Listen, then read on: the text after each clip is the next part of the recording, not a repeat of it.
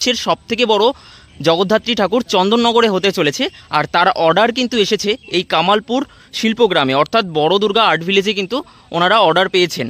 তো তারই কাজকর্ম কিন্তু এখানে দেখতে পাচ্ছি সহশিল্পীরা বেশ জোর কদমেই করছেন। এই যে দেখো, এটা কিন্তু জগদ্ধাত্রী ঠাকুর তৈরি হচ্ছে, দুর্গাপুজোর আগে ভাগেই কিন্তু জগদ্ধাত্রী ঠাকুর তৈরি হচ্ছে। তো এর উচ্চতা কিন্তু হতে চলেছে 75 ফিট, যেটা ক্লাবের তরফ থেকে জানানো হয়েছে, অর্থাৎ চন্দননগরে যে ক্লাব রয়েছে সেই ক্লাবের তরফ থেকে কিন্তু জানানো হয়েছে। বিশ্বের সবথেকে বড় জগদ্ধাত্রী ঠাকুর, যার উচ্চতা হতে চলেছে 75 ফুট। তো এই 75 ফুট জগদ্ধাত্রী ঠাকুর, বিশ্বের সবথেকে বড় যে জগদ্ধাত্রী ঠাকুর, তা কিন্তু হতে চলেছে চন্দননগরের কানাইলাল পল্লীতে।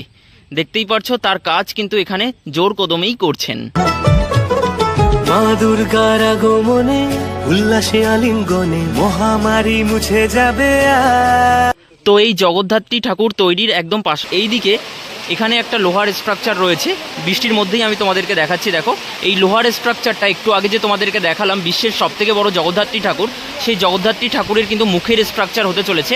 ফাইবার স্ট্রাকচার এখান থেকে বার করা হবে।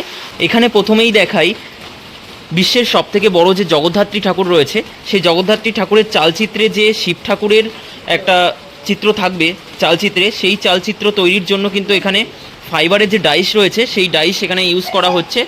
আর এখানে মা দুর্গার বেশ কিছু অলংকার এখানে রয়েছে।